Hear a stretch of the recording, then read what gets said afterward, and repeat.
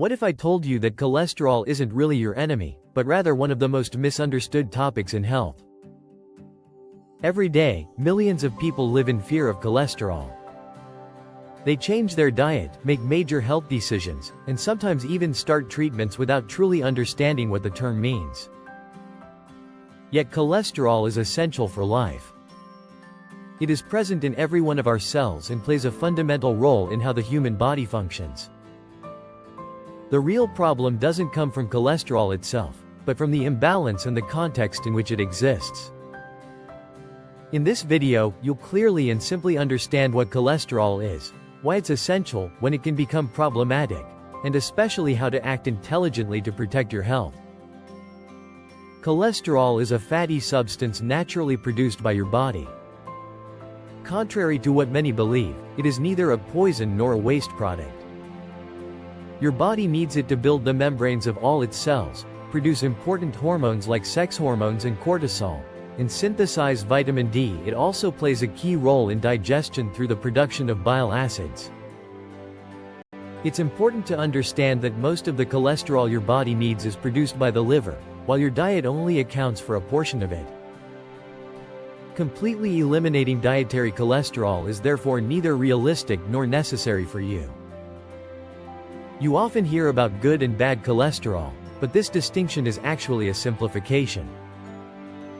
Cholesterol doesn't circulate freely in the blood, it is transported by particles called lipoproteins. LDL, or low-density lipoproteins, carry cholesterol from the liver to the cells. When they are in excess or oxidized, they can accumulate in the arterial wall, which is why they are often associated with bad cholesterol. Conversely, HDL, or high-density lipoproteins, bring excess cholesterol back to the liver to be recycled or eliminated, playing a protective role. But the reality is more nuanced.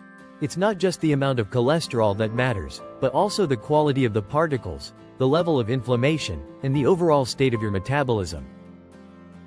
The problem appears when LDL is present in excess and circulates in an inflammatory environment. Chronic stress, smoking, sedentary lifestyle, and a diet rich in ultra-processed foods, refined sugars, and industrial fats promote LDL oxidation. These oxidized LDL particles can penetrate the arterial wall, trigger an inflammatory reaction, and contribute to the formation of atherosclerotic plaques. This process often begins with dysfunction of the endothelium, the inner layer of the arteries.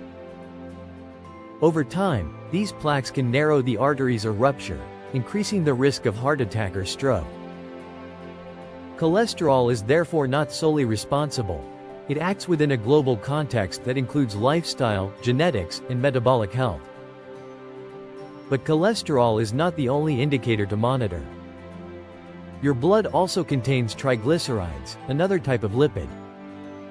These molecules come mainly from your diet and from the way your body processes energy. A high level of triglycerides also increases cardiovascular risk, especially when combined with high LDL or low HDL. To get a complete picture of your metabolic health, it is essential to consider both cholesterol and triglycerides.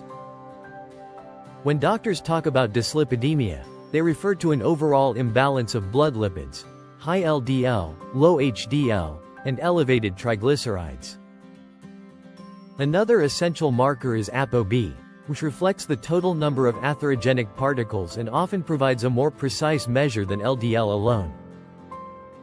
This diagnosis is not alarming in itself, but it helps prevent cardiovascular complications.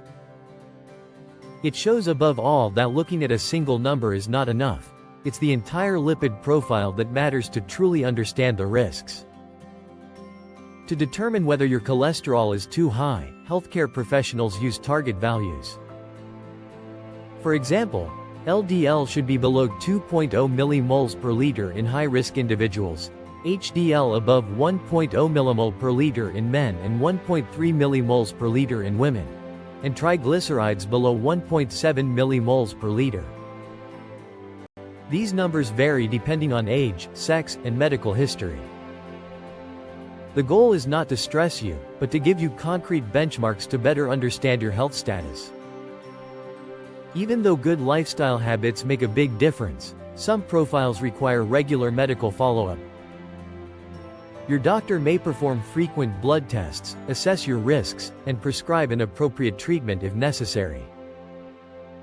The most effective approach therefore combines a healthy lifestyle with personalized monitoring, rather than focusing solely on cholesterol numbers. If you want to go further, there are other lipoproteins that play a role in lipid transport.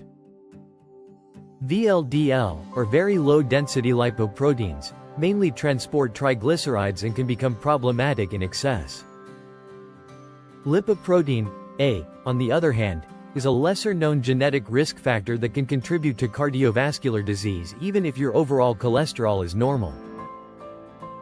These nuances show how complex the lipid system is and why comprehensive monitoring is necessary. Not all foods rich in cholesterol are harmful. Foods like eggs, fatty fish, or certain dairy products can fit perfectly into a balanced diet. What truly makes the difference is the overall quality of your diet. A diet rich in fiber, vegetables, fruits, legumes, and healthy fats promotes better lipid balance. Fiber reduces intestinal cholesterol absorption, while unsaturated fatty acids found in olive oil, nuts, and fish improve the lipid profile. Conversely, ultra-processed foods promote inflammation and metabolic imbalance. Regular physical activity is also a powerful lever for improving cholesterol. It increases beneficial HDL, improves insulin sensitivity, and reduces inflammation. You don't need to become an athlete, consistency matters more than intensity.